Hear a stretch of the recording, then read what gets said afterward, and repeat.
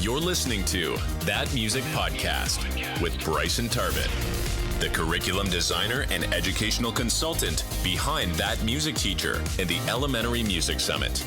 Each week, Bryson and his guests will dive into the reality of being an elementary music teacher and how music can truly be transformative in the lives of the students you serve. Show notes and resources mentioned in this episode can be found at thatmusicteacher.com.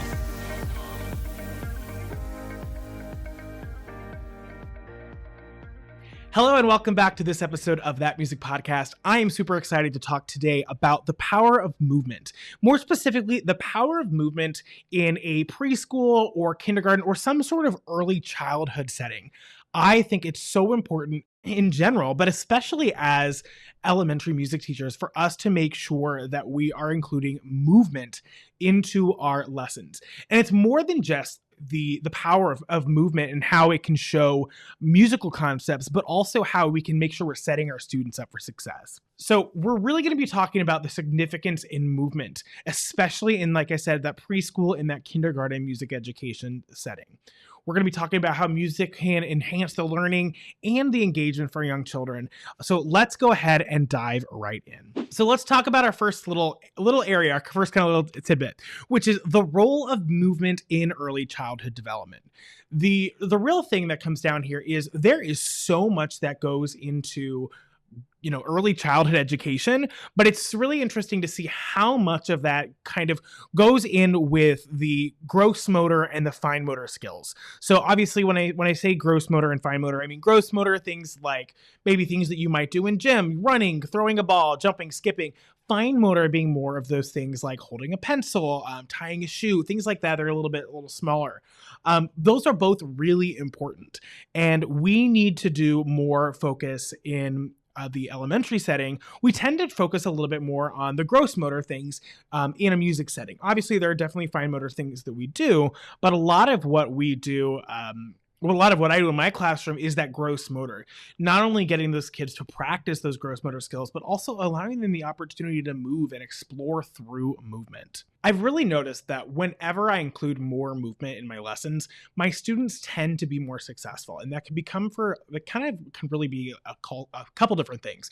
One, they're able to regulate their sensory needs a little bit better because we're making sure we're being developmentally appropriate, right? Think about kindergarten or preschool music. If we wanted them to sit crisscross applesauce for 40 minutes, they're probably not going to be successful at that. Now, yes, we can have them sit crisscross and have them, sitting down during the lesson. But if we're wanting that to happen the entire lesson, our expectations are not matching the reality and the developmental appropriateness of that student. So movement can just have this huge opportunity for us to kind of piggyback on the learning that's happening in their classroom gross motor wise, but also allow us to unlock so much musicality through that movement. So let's talk about that. Let's talk about how we can use creative movement for musical learning. Obviously, there are definitely things that happen, when you're doing more gross motor that are just like great for childhood development, but let's focus a little bit more on the musical things. When we're talking about creative movement, it can look a lot of different ways. For me, I tend to just get my students up and moving and responding to that music. So I might play music or, do something that they're able to listen and then respond to that through some sort of movement. And you're going to run into two different types of students. You're going to run into students that are really gung-ho about getting ready and doing the movement and just like diving right in. And then you're going to see some students that are really reserved because this is not maybe they're a little bit more, black and white, and they kind of see that, it's either this or this, and there's not really in between. So we need to give them options. And it's kind of like giving them a vocabulary of movements, giving them away. I always start with locomotor movements versus non-locomotor movements. And if you're not familiar with that, locomotor is when movements travel through space, and non-locomotor is when they are staying in one place. My students they like to generalize that as standing still and moving, but the reality is you can move while being non-locomotor. So I always start with that, giving them the option, because that alone, that is a big terminology, a big, piece of vocabulary that they're going to be able to use to create different movements. Some of them might be move me. Some of them might okay, Kat, we can't do this.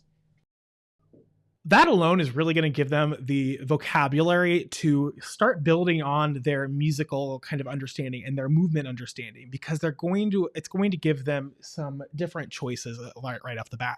Another way you can do that is give them examples. And when you see a student that's doing something that you think is like, oh, that's a great idea, that is when you're like, oh, Johnny, I love how Johnny is moving in a very creative way, and just showing that there are more options.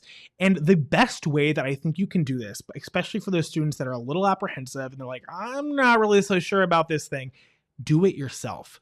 You be the silly one, because then they don't have to worry about being the silly one because, well, Mr. Tarbet's already being silly. I guess I can let my guard down and realize that there really aren't any wrong answers as long as I'm following the guidelines that we've been given. One of my favorite activities to do with kindergarten, I use this in kindergarten, not necessarily at preschool, but I definitely, you can adapt it for that younger age, just putting hula hoops around the room and then having students, when the music stops, find a hula hoop and they stand in the hula hoop. The hula hoops are always staying on the ground. I always have to give that clarification. But it allows them the opportunity to experience the music. And what I like to have them do is move to the music. So maybe it's walking to the beat, or, moving their arms, or showing the highs, the lows, in between, make their body big, make their body small, and see what they can come up with, because a lot of times the kids can really get into that. And when the music stops, they find a hula hoop and they stay there. Sometimes you can make it, all right, find a hula hoop and make a pose, but it doesn't need to be that complicated. Movement is a really good way to work with different concepts such as dynamics, tempo. It's so much easier, especially for a lot of these things where it's like changing the way that the music is interpreted. It's a really good way for us to allow the students to experience it rather than telling, all right, forte is loud and piano is quiet. We can actually have them show with their body what it feels like, and they're able to do it. And because we're working with multiple modalities, we're not just saying, all right, this is forte, it's loud. They're able to bring it into their body and actually show a kinesthetic connection to it. It's going to link into their long-term memory a lot easier. And that's kind of like the whole point, right? We really want them to stick around, or, kind of stick with the information that we have, rather than taking it in one year, maybe getting it for that class, but then having it completely disappear the next. So how can we make movement even more fun, especially kind of taking it into that preschool level? Is instruments. Who doesn't love instruments? And I know some of you are probably sitting there going, Bryson, I don't want my preschoolers to have instruments. Like, that's just chaotic.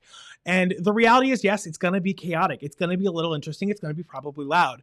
So what can we do to set this up for success and also set those expectations that, okay, I know this part's going to be loud, so I'm going to make sure on other ends of this activity, we have things that aren't necessarily as sensory intense.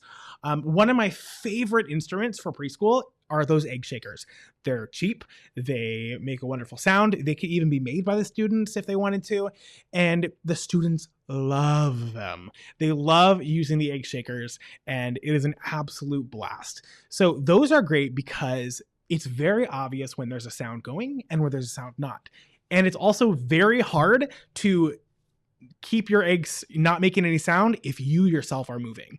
So a great way to do this, the same activity I talked about earlier with the preschool or the kindergartners and the hula hoops, is giving your students, maybe they're preschoolers, maybe they're kindergartners, whatever, giving them an egg shaker and having them move. And when the music stops, or when you stop playing the drum, or when you play a triangle, or whatever kind of your cue is, they have to freeze and make a pose.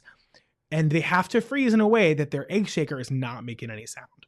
Another way you can do this is having a drum, even if it's just you as a teacher, keeping the beat on the drum as you're moving along. And maybe as you go through, having a student, play the drum as you pass them, or whatever.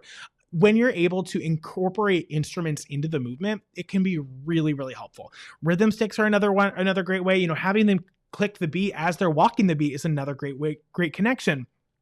You could also sometimes they get really creative with the ways they can use the instruments to help make movements.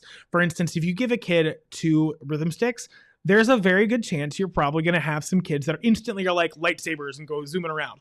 Now, how can we reframe that in a way that's not probably going to hurt somebody, but also a little bit more appropriate to the music? That's where we can be like, hey, what if we did that in slow motion? And then we have students that are moving around that, yes, it's just Jedi lightsabers, but super slow motion. but it's more appropriate for the music. It's more appropriate for the classroom setting.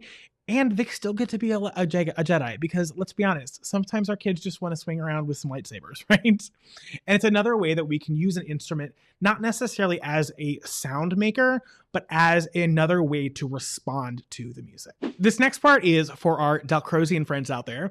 I'll be honest, I don't have much experience using any sort of Dalcroze inspired teaching, but like formally, any trainings in that, but I've loved what I've been able to gather from workshops and online and things like that, and use the power of storytelling in movement. One of my favorite things that my kids do that my kids ask for is basically, we call them piano stories. So essentially, these kind of started with my kindergartners, like, oh, we have 5 minutes and these kindergartners need to move. Basically, we have them make a story. So usually I have them starting and ending sleeping so that they're kind of more contained.